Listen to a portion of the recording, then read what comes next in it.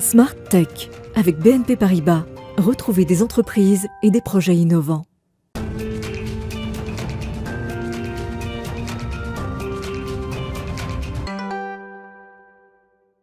Bonjour à tous, bienvenue dans Smart Tech, dans cette édition du vendredi qui est l'occasion de découvrir une personnalité et à travers elle une activité. Aujourd'hui, je reçois un docteur en mathématiques qui a choisi de devenir investisseur. Un investisseur très heureux, je pense, cette semaine. Il fait partie des tout premiers à avoir investi dans une petite start-up du logiciel français qui est devenue l'une des plus grosses licornes du e-commerce national.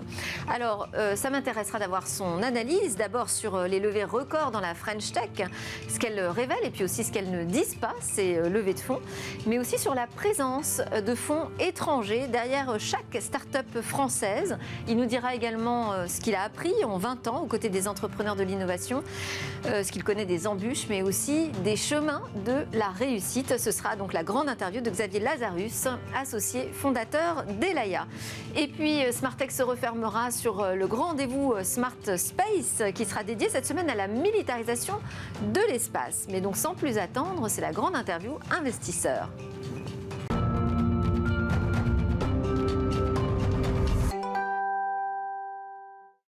Je suis donc en compagnie d'un homme heureux, Xavier Lazarus. Bonjour, merci beaucoup d'être avec nous. Vous êtes, associé fondateur d'Elaya Partners. Vous passez donc une excellente rentrée professionnelle, n'est-ce pas ? D'abord, merci de m'avoir invité. Et oui, on a connu des jours plus difficiles, effectivement, dans la French Tech en général et chez Elaya en particulier. Alors, donc, premier investisseur à avoir misé sur Mirakl, qui est donc un éditeur de logiciels français. Plus précisément, il crée et il opère des solutions de marketplace pour les commerçants, les e-commerçants. Enfin, maintenant, c'est tous les commerçants qui s'y mettent. Et il a annoncé récemment une levée de 555 millions de dollars, ce qui fait à peu près 470 millions d'euros, portant sa valorisation à 3,5 milliards de dollars. Ça a doublé en un an. Donc c'était vraiment un pari réussi, Mirakl, pour vous. C'est un peu ce qu'il y a de mieux en termes de pari réussi. Évidemment, tout le monde n'est pas obligé de réussir autant pour que l'investisseur soit heureux, mais de temps en temps, on a besoin aussi de voir ces grandes aventures qui vont au-delà de l'intérêt financier. Là, on crée un champion mondial, industriel, sur lequel après, on va pouvoir capitaliser sur la place parisienne et européenne pour avoir ce qu'on appelle des babies, c'est-à-dire des anciens employés qui créent des sociétés, avoir des acquisitions, des consolidations, créer enfin une grande plateforme à échelle mondiale, mais basée en Europe. Alors, Marketplace, donc c'est le modèle de Mirakl. Est-ce que ça veut dire que là, on a un Français qui commence à venir chatouiller, gratouiller un Amazon, par exemple ? Alors, d'un point de vue technique, non, puisque Mirakl édite des logiciels et vend des solutions. Par contre, les clients de Mirakl sont des gens qui ont tous une problématique centrale, c'est comment être compétitif dans un monde globalisé où j'ai des géants en face. On parle beaucoup d'Amazon, mais en Asie, c'est Alibaba, c'est Rakuten, et il y en a partout de ces géants-là. Et donc, du coup, pour pouvoir se battre, il faut avoir les mêmes armes. Et ce sont des boîtes de tech. Ce qu'on oublie, c'est qu'Amazon est une boîte d'ingénieurs et de tech, avec une R&D extraordinairement bonne et nombreuse. Et comment, quand on est les Galeries Lafayette, quand on est Fnac Darty, comment on se bat contre ces gens-là ? Avec les mêmes méthodes, mais en se reposant sur une technologie qu'on va chercher à l'extérieur, là où maintenant, avec ces quelques centaines de personnes en R&D, Mirakl est crédible pour aller dire la solution est au même niveau technologique que ce que Amazon propose. Et c'est un modèle qui n'est pas récent quand même, le modèle de la marketplace. Est-ce qu'on peut dire que ça reste encore un modèle d'avenir ? Alors, ce n'est pas un modèle récent, parce que si on prend même les grands magasins, ce sont des marketplaces, puisque quand on a un corner d'une marque dans un grand magasin, c'est juste une marketplace. Donc, le concept de place de marché, ça doit être aussi vieux que le commerce existe. Par contre, ce que l'on a aujourd'hui, c'est qu'on a un effet extraordinaire qui est un effet de mondialisation, puisque n'importe quel client peut acheter n'importe quoi, n'importe où, puisque on est à un clic du concurrent sur Internet. Donc, quand on a la chance, quand on est un e-commerçant, d'avoir un client qui est chez nous, il faut qu'il achète, et il faut qu'il achète le maximum. Et on ne peut pas avoir tout le stock mondial de toutes les offres. Donc la plateformisation pour les grands retailers, mais aussi dans le monde B2B, est nécessaire aujourd'hui pour que le client qui vienne fasse l'achat chez nous et pas ailleurs, parce que tout simplement, il a une demande qu'il ne trouvera pas. Mais alors on voit déjà se multiplier ces petites places de marché. Est-ce qu'on n'est pas sur un effet, on soupçonne un effet bulle aussi, hein, quand on voit les levées de fonds plus globalement de la French Tech, je sors même de la question de la marketplace. On se dit, est-ce qu'il n'y a pas un emballement là sur les startups de la tech ? Alors, c'est un marché très chaud actuellement, donc forcément, il y a une part de bulles là-dedans. Moi, j'ai commencé à investir en fin 99. Alors, les bulles, j'en ai vu quelques-unes, et j'ai vu qu'on y survivait d'ailleurs à l'éclatement de la bulle. Pas tout le monde. Hein. Voilà, on y survit quand derrière, on a des réalités industrielles. Ouais. Et Miracle est un acteur du logiciel de très haut niveau, de premier niveau mondial, avec une R&D, avec des actifs, avec des clients, avec du chiffre d'affaires, avec de la rentabilité, avec de la croissance. Et bien sûr, nous, en tant que bon investisseur, sur un nouveau tour comme ça, on dit, si tout va bien, tout ira bien. Mais qu'est-ce qui se passe si ça va mal ? Et on se rend compte que non, c'est une société qui va être robuste et qui va survivre, quel que soit le scénario. Donc il y aura des réussites. Il y aura des choses qui peut-être auront gonflé un peu vite et se dégonfleront derrière. Mais quand la bourse monte, toutes les sociétés de la bourse ne montent pas non plus. Donc c'est quelque chose de tout à fait prévu, attendu. Et il y aura forcément des choses un peu plus décevantes. Et la base solide industrielle, là, c'est parce qu'on a un éditeur de logiciels. En fait, il y a un savoir-faire. C'est Daniel Glasman qui nous disait, quand on a un code, enfin, on a quelque chose de concret, qui a une valeur. C'est de la propriété intellectuelle, globalement. Ouais. Donc ça, c'est notre thèse d'investissement chez Elia. Nous, on investit dans toutes les innovations de tous les secteurs, mais par la technologie et par l'outil. Donc on a des relations académiques, on fait de la deep tech, on fait des logiciels compliqués. Dans le cas de Miracle, on se dit, une marketplace, c'est assez facile. Bah oui, une tuyauterie pour refroidir un réseau, c'est assez facile. Mais quand on refroidit une centrale nucléaire, puisque globalement, ce que fait Miracle, c'est qu'ils sont branchés sur le cœur du chiffre d'affaires du client, vous avez intérêt à ce que ça fonctionne. Et donc faire fonctionner à grande échelle, avec les pics du Black Friday, etc., c'est de la très haute ingénierie. Et donc là, on crée un actif. Et cet actif-là, il se développe commercialement et du coup, on commence à avoir une valeur qui commence à être un socle sur lequel on peut construire. Donc on a commencé à aborder cette question des levées de fonds dans la French Tech, d'un certain emballement qu'on constate. Ce qu'on ne voit pas et ce que ne disent pas ces levées forcément de manière très évidente, c'est qu'il y a beaucoup d'investisseurs étrangers derrière. En l'occurrence, sur Miracle, je crois qu'Elia est le seul français. Alors on est le seul français et souvent d'ailleurs, ce qu'on constate, c'est que dans certains champions, le français de service, entre guillemets, il est là au début. Parce que quand la société se développe... Ce qui semble assez naturel, c'est très naturel. Start-up nationale. Voilà. Mais c'est surtout très logique aussi par le développement industriel de la société. À chaque passage d'une étape à une autre, la société a besoin d'étendre ses partenaires, d'étendre son marketing, sa notoriété. Et donc si on ouvrait l'Asie massivement, on irait chercher un actionnaire asiatique. On l'a fait pour Criteo, où les Français étaient là au premier tour, puis les Anglais, puis les Américains, puis les Japonais. Et c'était vraiment l'empreinte de la société. Donc pas de quoi s'inquiéter, en fait. C'est très naturel. Au contraire, c'est plutôt une bonne nouvelle. Après, si le premier investisseur français disparaît, en fait, si ces entreprises finissent par être rachetées par d'autres entreprises plus grandes, plus grosses et étrangères, est-ce que ça repose la question de la viabilité de notre écosystème ? Alors, ça la poserait si on n'est que vendeur. Donc c'est pour ça que c'est important de créer des plateformes aussi d'acquisition et on espère qu'un Miracle ou d'autres vont devenir des véritables plateformes d'acquisition. Content Square est en train d'acheter, Vodoo vient d'acheter une société. Donc il faut jouer le jeu de la mondialisation, mais pas en étant une victime ni un prédateur. Il faut jouer à l'achat et à la vente. Aujourd'hui, personne s'inquiéterait d'un achat d'un Airbus, un EDF à l'étranger. Pourquoi faudrait-il que nos startups n'achètent pas à l'étranger aussi ? Donc, il faut qu'on crée des champions pour pouvoir équilibrer la balance. Si on n'y arrive pas... Est-ce qu'on a les moyens ? Parce que on parle beaucoup de ces grands monopoles, enfin en tout cas des plateformes géantes qui, en rachetant tout ce qui commence à émerger, cassent l'innovation. Est-ce que nous, on a les moyens aussi de racheter au même niveau, au même rythme, je dirais, que les autres ? Alors, pas encore, évidemment. Et peut-être jamais, parce qu'il y a des endroits dans certains secteurs, c'est trop tard. Ça veut dire qu'il faut faire quoi ? Un peu de protectionnisme ? Alors non, ce qu'il faut surtout, c'est espérer, et je le vois dans le marché, que la génération d'entrepreneurs qui arrive, elle n'est pas là pour gagner 10 millions d'euros et sortir du jeu. Parce qu'il faut résister à ces achats des GAFAM. Les GAFAM, ils achètent rarement en milliards, ils achètent plutôt en dizaines de millions. Ils prennent le talent très tôt et étudient l'innovation locale pour l'importer chez eux. Il faut résister à ça. Et on a des entrepreneurs qui maintenant ne veulent pas vendre leur société. Il faut être patient, en fait. Il faut être patient, il faut avoir l'ambition au-delà de l'argent. Et ça, c'est quelque chose qu'on espérait depuis des années que ça ait lieu. Ça a lieu dans plein de secteurs en France. On ne peut pas dire que dans le luxe, les gens vendent vite et ne soient pas patients. Donc il y a des endroits où les gens sont patients et construisent des empires. Maintenant, je pense qu'on est au début de ça en tech. Alors justement, je disais, vous côtoyez les échecs et aussi les réussites dans le monde de l'entreprise. Et il y a des points communs entre ceux qui s'épanouissent, qui dépassent même ce qu'on attendait d'eux? C'est assez compliqué, mais on a quand même des caractéristiques communes. Déjà, ils sont rarement seuls. C'est une équipe. C'est-à-dire que c'est très compliqué d'avoir une personne seule qui incarne l'intégralité de toutes les facettes qui sont la R&D, la vente, la communication. Donc souvent, peut-être au départ, ils peuvent être seuls, non, quand même? C'est les meilleurs généralement dès le départ et ils prennent des gens avec eux sur les endroits où ils sont un peu plus faibles, entre guillemets. Donc déjà, c'est une caractéristique, c'est qu'ils créent une équipe. Ensuite, l'autre chose derrière, c'est qu'ils ont une ambition par étape.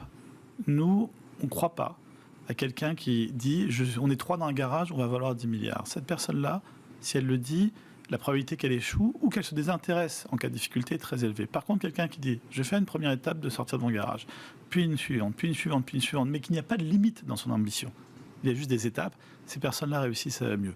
Et enfin, la dernière chose, c'est que il faut incarner ce qu'on fait, il faut incarner son entreprise, et souvent les gens sont des experts passionnés de leur sujet. Si vous parlez avec Philippe Corot, l'entrepreneur de Miracle, en fait les marketplaces, il a une vision depuis plus de 10 ans sur le sujet, et il a juste raison, c'est tout. Ouais, c'est pas de l'opportunisme, Absolument. Pas seulement en tout cas.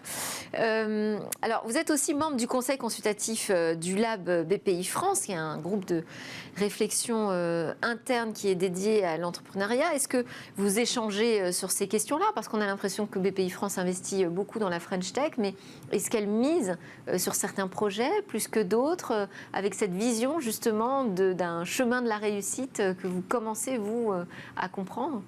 Alors, c'est vraiment l'intérêt d'un acteur comme BPI qui est un peu partout. Donc, ils ne sont pas actionnaires de Miracle, mais ils le sont par nos fonds, en fait. Donc, quelque part, déjà, ils font un travail très important de soutien général. Et aujourd'hui, c'est facile d'investir dans la tech. Mais quand on a lancé ce fonds-là en 2012, c'était très difficile. Et heureusement que BPI était là pour nous soutenir. Donc, quelque part, ils font leur métier d'amorceur de l'amorçage, d'amorceur des succès. Derrière, ils ont aussi une réflexion stratégique sur quel est l'avenir de notre pays. Et notre pays, c'est de démultiplier l'entrepreneuriat et de pas seulement envoyer nos élites remplir les Airbus, mais aussi les Goldman Sachs. Et ça, ce rôle-là est très bien joué, très bien incarné. Et c'est vrai que le Lab réfléchit à ce que sont les entrepreneurs. Et on n'oublie pas que le tissu entrepreneurial, c'est une réussite pour quelques échecs, mais aussi beaucoup de poids moyens qui sont fondamentaux, qui sont le fameux Mittelstand allemand et qu'on n'a pas encore assez en France, qui sont les ETI. Et faire une ETI, c'est déjà un très beau succès. Et donc, BPI a ce rôle vraiment, vraiment large de promouvoir l'entrepreneuriat en France. Est-ce qu'il y a des modèles qui vous inspirent quand on voit que tout a démarré dans la tech en Silicon Valley? Est-ce qu'on va regarder justement comment il fonctionne, comment ça marche, comment cet entrepreneuriat là-bas peut être importé ici? Est-ce que ça fait partie des choses sur lesquelles on travaille? Je dirais, c'est pas une personne en particulier, c'est très difficile de mettre un nom et surtout... Un Steve Jobs, on lui a rendu hommage cette semaine, par exemple. C'est un génie des affaires, mais c'est pas forcément une personne admirable sur tous les angles. Et surtout, c'est pas nécessairement un grand penseur. C'est qu'une erreur aujourd'hui, c'est de croire que Zuckerberg et autres, ce sont des philosophes. Non, ce sont des génies des affaires. Et donc, du coup, on peut avoir aussi envie d'admirer des gens en tant que personnes qui sont plutôt désintéressés. Par contre, ce qui est admirable dans la Silicon Valley, avec certaines limites actuelles, c'est la création d'un écosystème et la création d'une conviction que, en fait, il n'y a pas de limite. Et ce travail collectif de l'éducation supérieure à Stanford, qui n'est pas du tout la même qu'en Europe, jusqu'à la prise de risque, jusqu'à l'investissement personnel, c'est la beauté du système. Et notamment, on a beaucoup copié les modes de fonctionnement des grands fonds américains.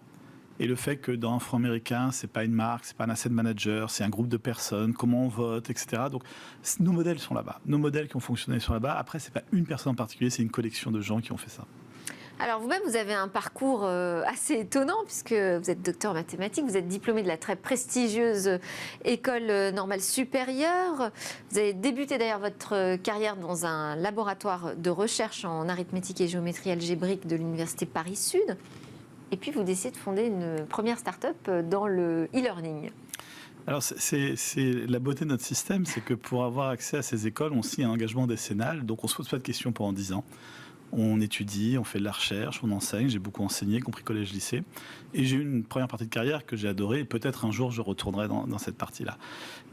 Et à la fin de ces 10 ans, qui est la fin de ces CDD empilés, puisque aussi il faut savoir la précarité de la recherche, c'est qu'on fait des CDD jusqu'à très tard, on doit se poser la question de c'est maintenant où je bifurque ou sinon j'en fais une vie. Et autant les sujets me passionnaient et continuent à me passionner, autant la solitude des noms premiers, c'était un peu trop dur pour moi. Je suis une bête sociale, j'ai besoin d'interaction et les mathématiciens sont brillants, mais c'est quand même pas les gens les plus extravertis du monde. Donc j'ai compris que, en fait, en tant que personne, je n'allais pas trouver mon compte, même si d'un point de vue intellectuel, j'étais dans l'endroit le plus intéressant du monde. Donc là, ici, il faut faire quelque chose d'autre. Et j'avais fait trop d'études, donc repartir sur un cycle d'études, c'était pas possible. Et j'ai eu de la chance. Là, c'est de la chance parce que c'est lié à ma date de naissance et à mon lieu de naissance. Au moment où je me suis posé cette question, c'était la deuxième partie des années 90, et l'Internet qu'on utilisait depuis longtemps à l'université comme outil était en train de devenir autre chose, on ne savait pas quoi. Et donc, quitte à ne savoir rien faire, autant faire apprendre un truc nouveau. Donc j'ai appris à coder, on a commencé à faire des sites web avec quelques copains qui sont aujourd'hui des gens très haut placés de la French Tech aussi, c'est-à-dire comme quoi on s'est tous retrouvés avec le même âge, au même moment, et la même question ouverte. Et là, je me suis dit, je suis prof, donc je peux inventer qu'un produit possible, c'est de l'enseignement assisté par ordinateur. On a essayé de faire un produit, ça a marché suffisamment bien, on a créé une petite société, et j'ai découvert la start-up et je me suis dit, en fait, ça me plaît. Et vous la revendez et on vous retrouve alors dans le secteur bancaire. Et donc là, ici, on a eu la chance aussi d'avoir assez tôt un partenaire qui après a pris le contrôle de la société. Donc ça a été une belle époque. Et quand vraiment je me suis retrouvé à être libéré de mon engagement décennal d'un côté et que cette étape première avait été finie et qui était vraiment un apprentissage, j'avais au passage découvert que j'étais un mauvais ingénieur. Donc il ne fallait pas que je reste dans l'entrepreneuriat technique moi-même. Le hasard des rencontres, le réseau des anciens élèves, on me propose de rejoindre une petite banque qui était indépendante à l'époque et qui est après devenue filiale du Crédit Agricole, qui se lançait on était en fin 99, donc ils se lançaient dans l'investissement et disaient, nous on sait investir mais on ne sait pas exactement ce qu'est une start-up, est-ce que tu veux essayer ? Il y avait la lumière, il faisait chaud, je suis rentré et voilà, j'en suis jamais ressorti. Et là, vous découvrez le capital risque ? Dès le départ, le capital risque est dès le départ technologique, sur le logiciel, sur les choses de haute technologie. C'était une banque très technique qui avait besoin du coup de conserver un avantage technologique, donc dans les sujets d'infrastructure, sujets de calcul, les sujets de data déjà, même si on n'appelait pas ça de l'intelligence artificielle, c'était de la data. Et donc dès le départ, avec cette thèse c'est une révolution technologique, donc on investit dans la technologie. Et là, vous avez plus un rôle de conseil, en fait, d'éclaireur sur Alors non, on a les entreprises sur lesquelles il faut miser. On a créé un fonds dès le départ, et là, deuxième coup de chance, il y a une crise. Alors pourquoi c'est un coup de chance d'avoir une crise ? On se dit, non, c'est pas un coup de chance. Si, parce que quand on démarre dans un secteur à la mode, il y a beaucoup de gens. Donc trouver sa place, c'est difficile.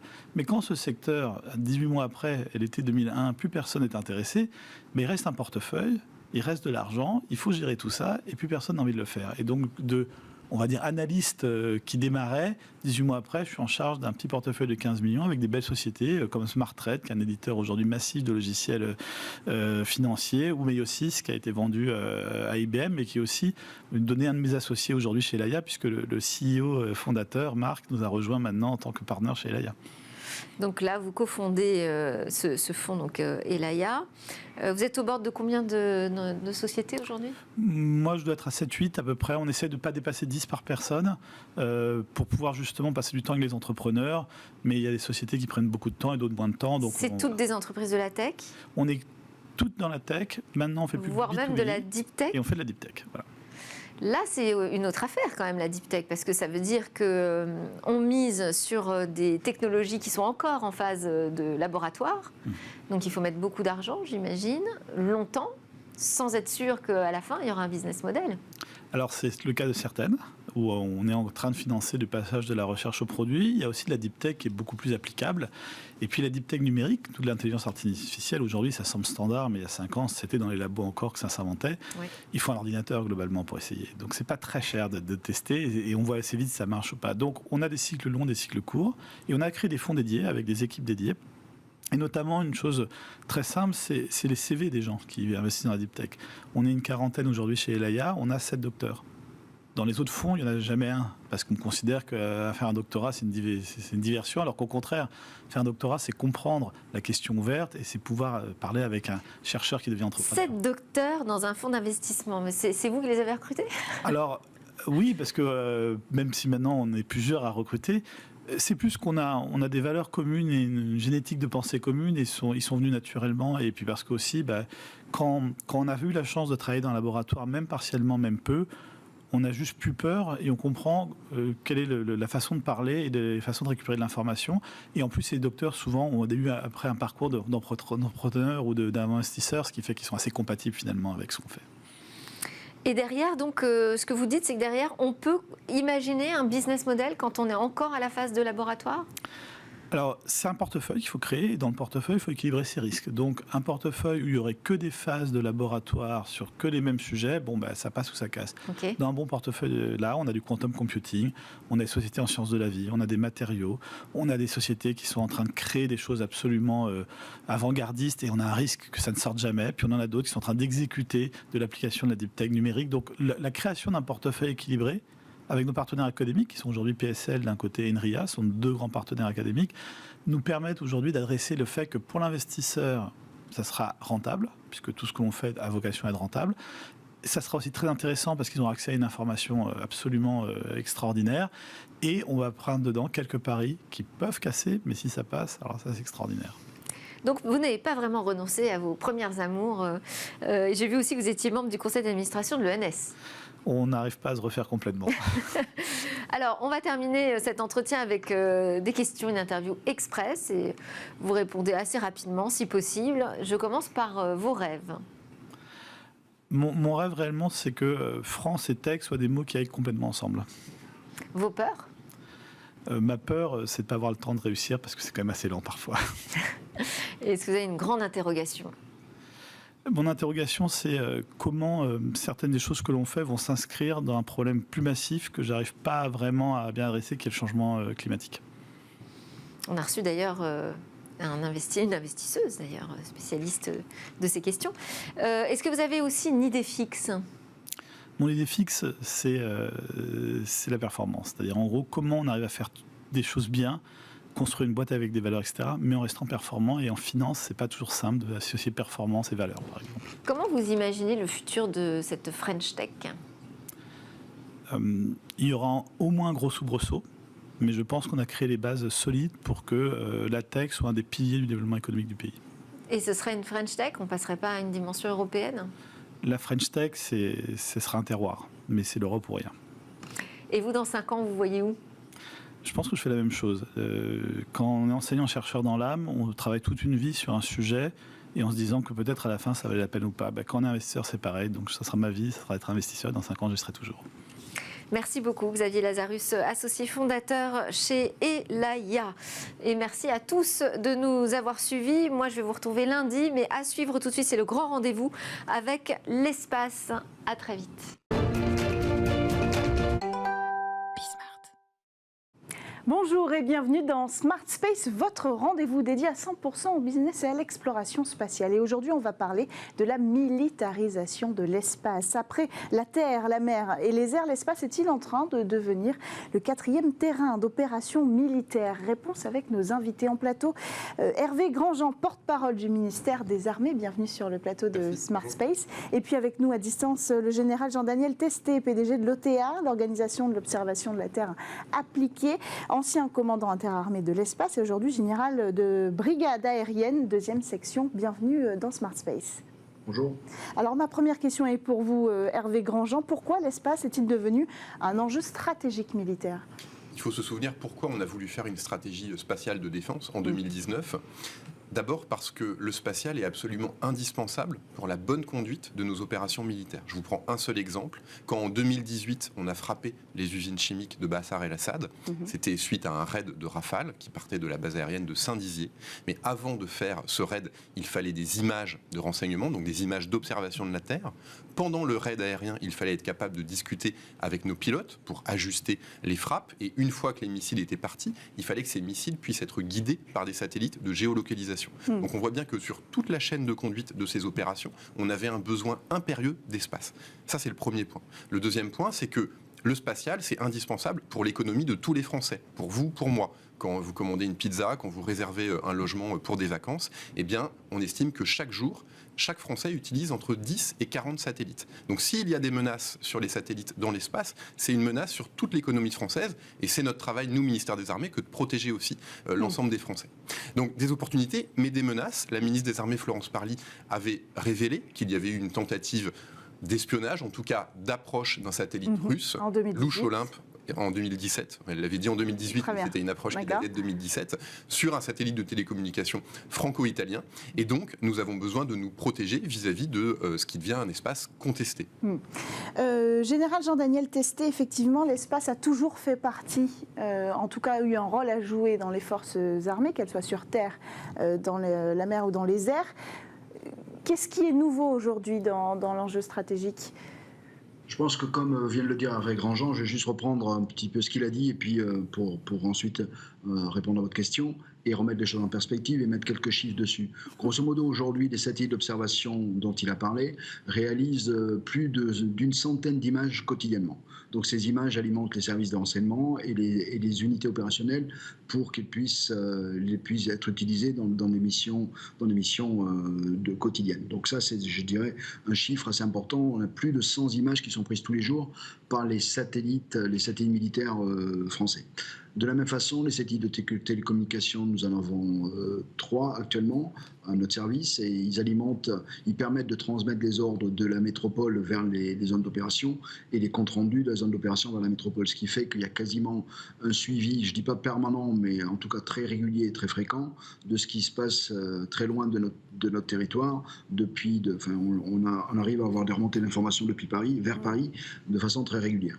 Et enfin, la géolocalisation, comme l'a dit Hervé Grandjean aussi, permet de guider nos avions, nos navires et nos véhicules terrestres avec énormément de précision et garantit, en plus de l'efficacité, je dirais, sur le terrain, l'efficacité opérationnelle, garantit aussi la sécurité, puisque maintenant on est capable de savoir précisément où se situent tous nos moyens et en particulier de les localiser pour les protéger. Donc c'est vraiment trois domaines qui sont très importants.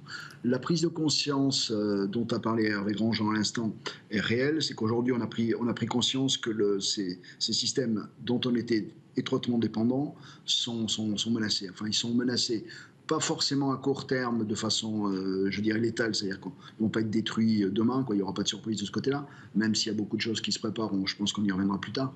Mais par contre, ils peuvent être perturbés par des activités d'espionnage, de surveillance, comme celle à laquelle la ministre avait fait allusion en 2017, qui était réellement, enfin, ce n'était pas une allusion, c'était vraiment une activité qui s'est passée. Et ce type d'activité, il y en a, je dirais, tous les jours. Ça a commencé en 2012, où on a eu les premiers témoignages de positionnement d'objets suspects à proximité de nos satellites de télécommunications. On parle d'espionnage, qu'on soit clair. Absolument, ouais. Enfin, une fois de plus, espionnage, à l'époque, en 2012, je remonte sur cette époque-là, on ne savait pas trop. On savait qu'il y avait un objet à proximité, et il était tellement à proximité qu'effectivement, on pouvait penser que c'était de l'espionnage. En 2017, quand Mme Parly a fait référence au Louchoemp, là, on avait plus de certitude, parce que tout dans le comportement de l'objet en question, et puis il s'était arrêté à côté d'Athena Fidus, qui était un satellite franco-italien de communication, mais auparavant, il avait fait ce qu'on avait appelé, nous, militaires, la balade du Louche, un petit peu sur l'orbite. Il avait inspecté tout un tas d'autres satellites. Donc effectivement, sa mission était essentiellement une mission d'espionnage, d'écoute, voire d'interception des communications. Donc là aussi, c'était très suspect et en tout cas ennuyeux, puisque vous imaginez que par ces, comme je l'ai dit tout à l'heure, par ces satellites de télécommunications passent, je dirais, tous les ordres, une grande partie des ordres qui vont vers les forces en opération. Très important pour les forces actuelles. Alors Hervé Grandjean, quelle est la stratégie adoptée par le ministère des Armées pour développer ces forces militaires spatiales, et si vous pouvez nous dire aussi un mot sur le budget et l'échéance. Bien sûr. Alors effectivement, pour parer à ces nouvelles menaces, celles dont on vient de parler, le fait aussi qu'il y ait de plus en plus de satellites dans l'espace. Aujourd'hui, il y a 1500 satellites en orbite. On estime que dans 10 ans, il y en aura 7 fois plus. Il y aura 10 000 satellites dans 10 ans. Oui. Donc nous avons besoin d'avoir ce qu'on appelle un Space Traffic Management, un peu comme ce qui se passe dans le domaine de la circulation aérienne, d'avoir une vision extrêmement claire de ce qui se passe dans l'espace. Donc il y a d'abord un premier enjeu qui consiste à très très bien connaître ce que nous avons au-dessus de nos têtes. Donc on a un certain nombre de moyens, on a des radars, on veut développer des services, c'est-à-dire s'appuyer sur des entreprises qui mettraient des constellations en orbite qui nous aideraient à surveiller l'espace. Donc ça, c'est un premier enjeu, c'est avoir une extrêmement bonne connaissance de la situation spatiale.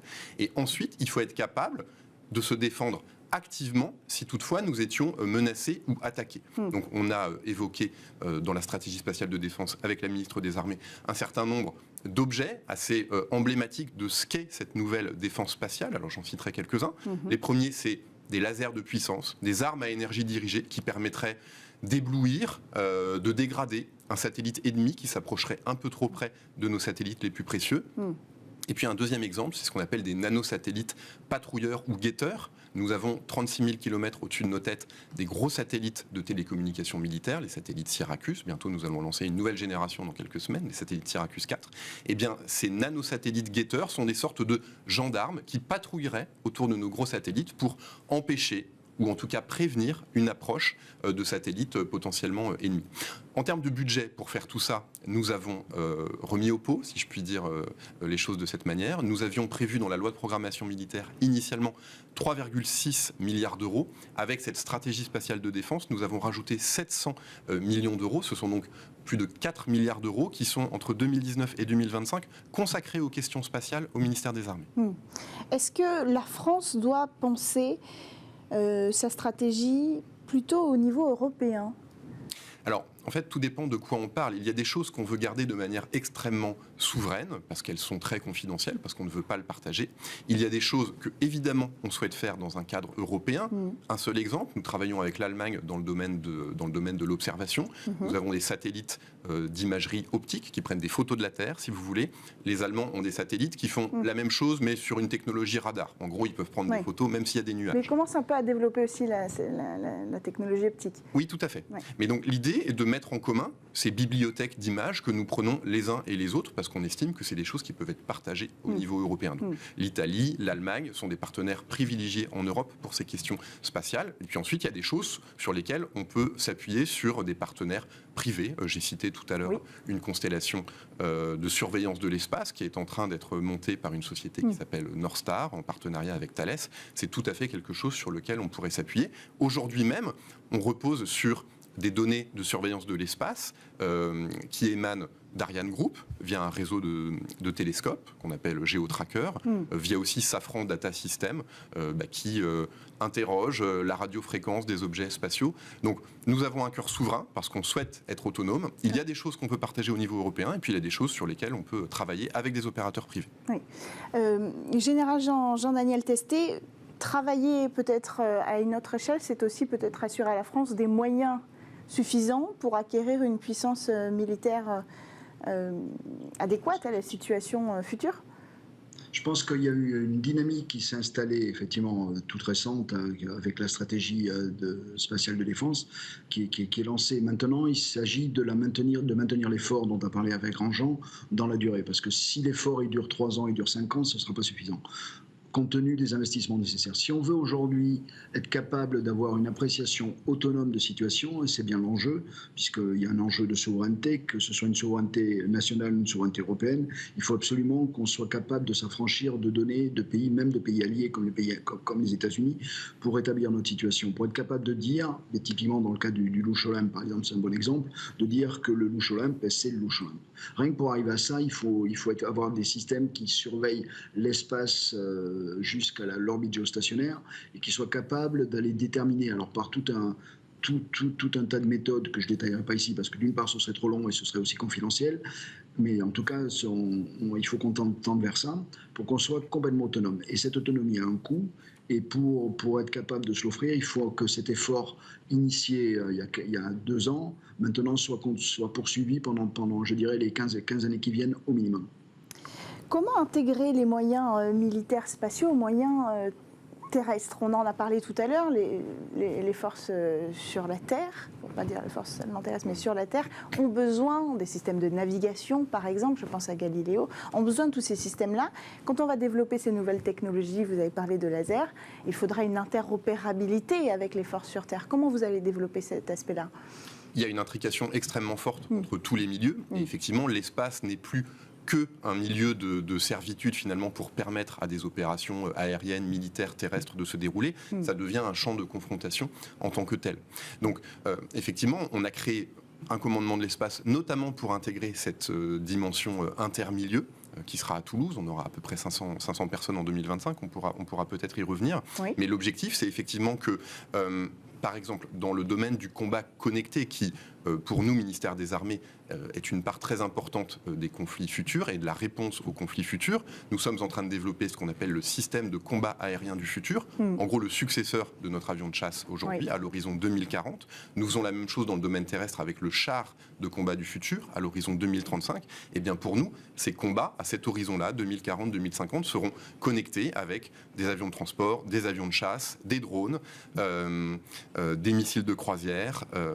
Donc il y aura une vraie connexion, enfin c'est ça, c'est la connectivité, ce sera le maître mot. Il y aura une connexion absolument majeure entre tous ces vecteurs, et d'où l'importance d'avoir ce qu'on appelle un C2, un Command and Control, c'est-à-dire un cerveau, si vous voulez, qui agrège toutes les données, qui est capable de dispatcher des ordres avec de l'intelligence artificielle et évidemment un homme dans la boucle pour être extrêmement efficace et démultiplier nos capacités d'action. Qu'en est-il de la réglementation ? Je vais me tourner vers vous pour commencer, Général Jean-Daniel Testé. La seule législation qui existe aujourd'hui, elle date de 1967, c'est le traité de l'espace, qui dit qu'on peut faire à peu près ce qu'on veut, sauf utiliser une arme nucléaire dans l'espace. Alors, c'est même plus précis que ça. Ce qui est interdit formellement aujourd'hui, il n'y a qu'une chose qui est interdite, c'est le stationnement permanent d'armes de destruction massive dans l'espace. Tout le reste est autorisé, à partir du traité de 67. Donc, avant ce traité, il y a eu des tests. Vous pouvez peut-être nous expliquer ça. Et après ce traité, il n'y a pas de réglementation. Pourquoi est-ce qu'on en est venu là en 67 ? C'est parce qu'avant, il y avait un peu comme ça s'est passé à l'issue des expérimentations de l'arme nucléaire. Il y a eu des tests d'explosion nucléaire dans l'espace. Et tout pays confondu, je dirais, parce que là aussi, c'est trop facile de jeter l'opprobre sur un en particulier. Donc je pense tout pays confondu. Dans les grandes puissances, la France n'en a pas fait, c'est clair. Mais par contre, tout pays confondu, il y a une cinquantaine d'essais d'explosions nucléaires dans l'espace, dont certaines on peut défrayer la chronique parce qu'elles ont été médiatisées. Ça faisait des magnifiques aurores boréales, et bon, pour les spectateurs au sol, mais bon, c'était pas très rassurant quand même. Donc le traité de 67 a prohibé ça, c'est-à-dire que formellement, on n'a plus, depuis cette époque-là, il n'y a plus d'essais nucléaires, d'explosions nucléaires dans l'espace. Donc c'est clair. Et puis en plus, ça peut avoir des conséquences terribles, non pas sur la population, parce qu'on est quand même très haut, mais aujourd'hui, une explosion nucléaire dans l'espace, ça crée une impulsion électromagnétique qui annihile toutes les communications. Donc, grosso modo, si on fait exploser une bombe nucléaire dans l'espace, on n'aura plus de communication par satellite et on n'aura quasiment plus de GPS puisque les signaux seront perturbés et n'arriveront plus vers le sol. Donc, vous imaginez un peu la catastrophe que ça peut produire. Donc il y a ce traité, mais il n'y a pas de réglementation. Personne ne va venir. Il n'y a pas d'organisme de répression. Voilà, c'est ça que je veux dire. Vous pouvez réagir aussi, Hervé Grandjean. On est en train de travailler sur le sujet et Hervé Grandjean y a fait référence tout à l'heure. Oui. On parle maintenant beaucoup de Space Traffic Management. Et dans ce cadre-là, qui est un petit peu l'extrapolation, parce que bien entendu ça nous vient des États-Unis, l'extrapolation de l'Air Traffic Management.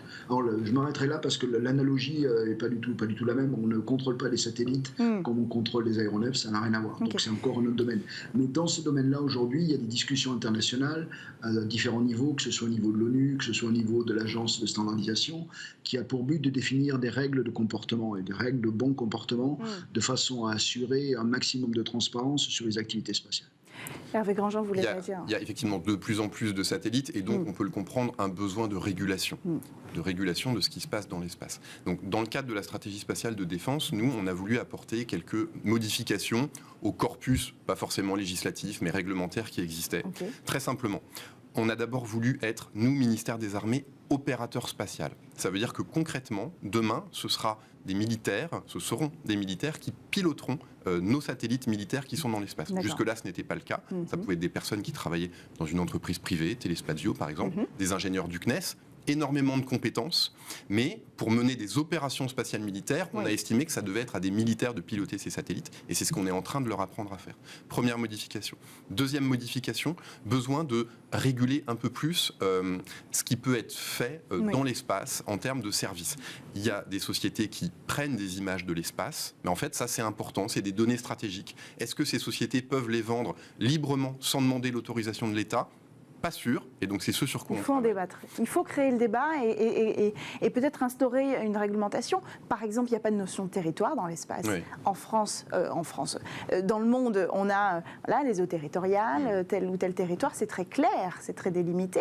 Dans l'espace, il y a un principe qui vient du traité de l'espace, qui est un principe de non-appropriation, qui est un principe d'usage pacifique de l'espace, et donc Nous, évidemment, la France, on s'inscrit dans ce cadre-là. Il peut y avoir peut-être des tentatives de prédation, ou des pays qui réfléchissent à s'approprier des zones spatiales. C'est bien tout l'enjeu de cette stratégie spatiale de défense, de faire en sorte qu'il y ait une sorte de liberté de circulation et de non-appropriation par qui que ce soit de ce qui est un bien commun pour tous, qui est l'espace. Et c'est aussi pour ça qu'on veut développer une défense active. Et quand je parle des nanosatellites, quand je parle des lasers de puissance, quand je parle de la surveillance de l'espace depuis l'espace par des constellations, c'est bien pour concourir à cela, au fait que l'espace, oui, se militarise d'une certaine manière, mais ne devienne pas un terrain où il y a des conflictualités massives. Oui. Général Jean-Daniel Testé, il faudrait donc peut-être créer un organisme de surveillance à l'échelle internationale pour qu'il y ait à un moment donné une forme de contrat punitif peut-être ?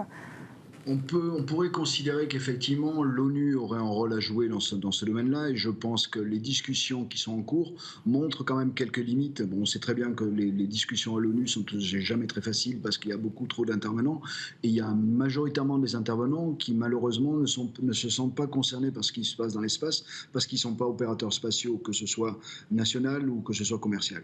Donc la difficulté est là. Mais dans l'absolu, si on veut réellement créer un space traffic management efficace, il faudrait qu'on arrive vers une institution supranationale qui soit capable de faire respecter les règles. Parce que comme toujours, les règles, on a beau les établir, si personne n'est là pour les faire respecter, après on fait un petit peu ce qu'on veut. Et j'en reviendrai, je dirais, à la couche qui me paraît moi la plus importante, et on en a déjà parlé à plusieurs reprises, qui est la couche de connaissance. C'est-à-dire qu'aujourd'hui, pour être capable d'apprécier ce que font les ondes dans l'espace, de même que ce que font nos propres moyens, il faut des moyens de surveillance performants. On en a déjà parlé tout à l'heure.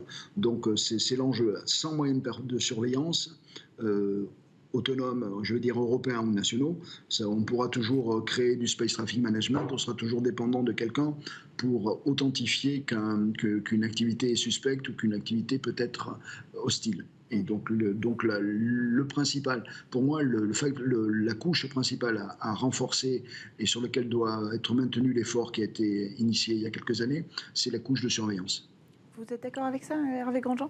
C'est la base de tout. On ne peut pas agir intelligemment si on n'a pas une connaissance fine de ce qui se passe. Donc oui, c'est une première étape. C'est pour ça qu'on a des moyens souverains en France. C'est les radars GRAV qui permettent de scruter l'orbite basse jusqu'à 1000 km. On est en train de rénover ce moyen. On va développer un nouveau moyen derrière.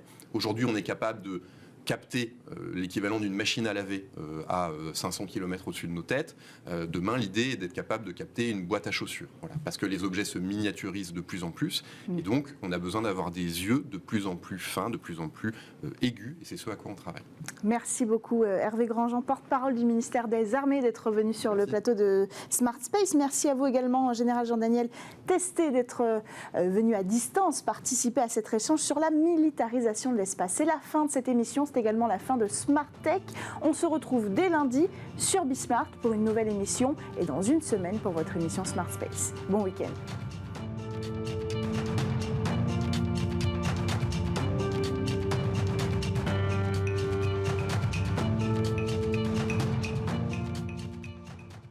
Smart Tech avec BNP Paribas. Retrouvez des entreprises et des projets innovants.